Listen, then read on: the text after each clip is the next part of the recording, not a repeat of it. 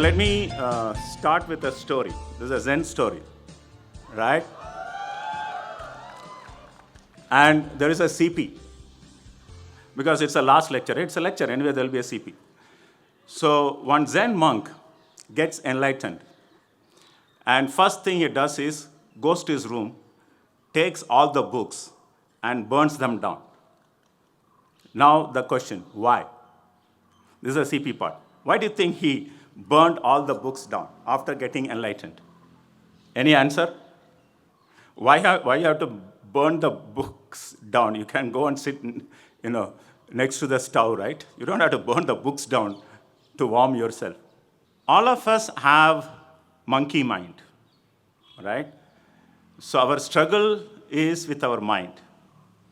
And first of all, what is this enlightenment actually means, right? It's the clarity that you get about, not just about the life, the entire universe itself. So none of that are the most important things which matters to us is not written in any textbook. You can't hear that in any lecture. It's a realization process. Something has to be realized. It cannot be learned in a classroom, or it cannot be learned from a book, right? So that's the realization which occurred to him. That's why he went and burned all the books. It's basically a way of saying that the most important things you have to realize, not just sit in a class and then listen to the lectures, right? So at IIMB, you attended probably so many lectures, and we taught you about management, or how to manage organization, corporates, and various other aspects about management. But the most important thing is, how do you lead your life, right? How do you deal with tough situations in life, okay? And how much time you spent preparing yourself. I'm sure that you prepared a lot for your summers and final placements and exams and so on. How much preparation you did to face the life itself, right? Because life, in most cases, probably all of you will have a smooth life, but then sometimes somebody may go through a very, very tough time in their life. Maybe most of us face, at least there is a phase of life which is tough, right? And the question is, how do you deal with that? And I have seen many people breaking down the moment they face their first failure in life, or situations which leads them to depression, and they struggle to come out of depression and so on, right? So my session is about how do you manage your personal life, right? For that, first thing you need to realize is that, do you understand yourself? The understanding the self, right? About your own weaknesses, your own strengths, and your own way of dealing with issues and problems, right? So that's the most important thing, not how much money you make, because whatever money you're going to make, you're not going to spend, right? But I can give you 3 simple tips to lead a kind of happy life. In fact, when I was teaching Zen and mind training, I asked what are the 5 things you must have to make you happy, right? And surprisingly, many of them had food as one of the items, right? And somebody also said Wi-Fi, okay? I don't know, if you have Wi-Fi, you're going to have a happy life. And the first thing is, you need to understand what is happiness actually means. Happiness is not something which is outside. It is a state of mind. It is a clarity that you have. Once you have the clarity, you'll remain happy.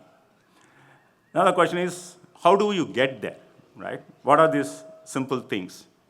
The first, you need to understand that not just this world, the entire universe is just one energy. Everything is connected, right? There's a famous quote by Buddha. He said, this exists, so that exists, right? This is not there, so that is not there. This ends, so that ends. This arises, so that arises. I was wondering, how did he figure this out 2,600 years back, just sitting under a tree, that the entire universe is connected? How many of you had rice for lunch today? Many of you, right? Where does the rice come from?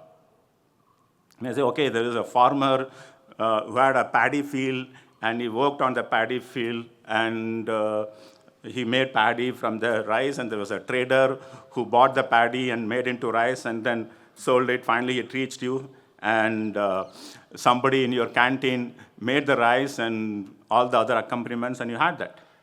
Okay? Now, just in that supply chain, how many people were involved? Right? So when you eat rice, how many people touch that rice? Including the insects which were there on that earth, including the earthworms which made that earth fertile so that it grows. Right? Let us rewind a bit more. If you go back to, let us say, the age of earth is about 5 billion years, it was a gas. There was no water. And there are many theories about how water came to earth.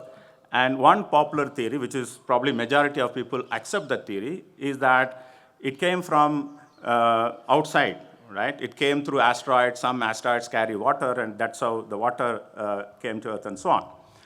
So that means the rice that you ate is a culmination of the entire universe. That energy is a culmination of entire universe, right? So what you see as separate is actually not a separate, okay?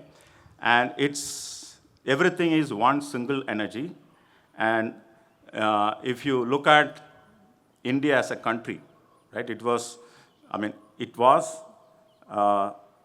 heartland of spirituality. It is and it will be, right? And this non-duality has been spoken in India for probably 3,000 years.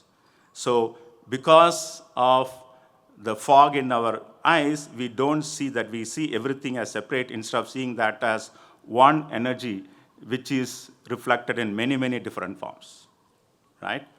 So you must realize that what we see is one single energy, and which is representing itself in billions of different forms, right?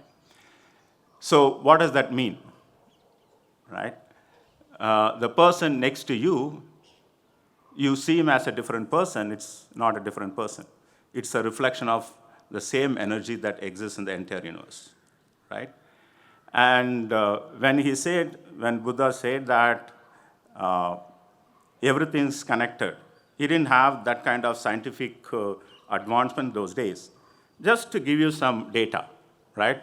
You have been breathing for the last, 5 minutes, right? Now, every time you breathe, the number of molecules that gets into your nostrils is 25 sextillion. Right? It's a very nice name, that's why I'm using that, sextillion, which is basically 10 to the power 21.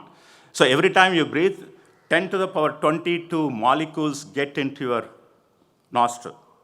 Okay, fine, what is the big deal?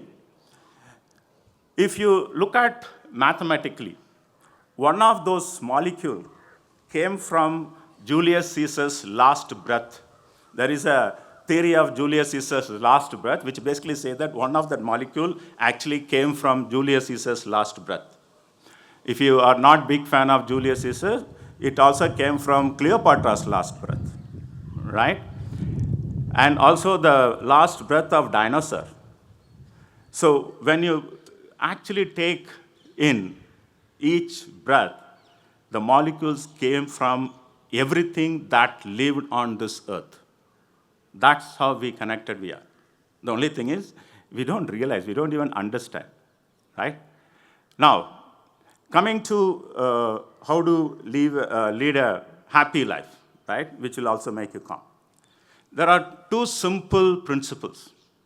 One is compassion. When you become compassionate, you'll become automatically happy, right? And you need to understand what this compassion actually means, right? The second is, it may be a long process to understand what compassion is, right? But then there is an easier way.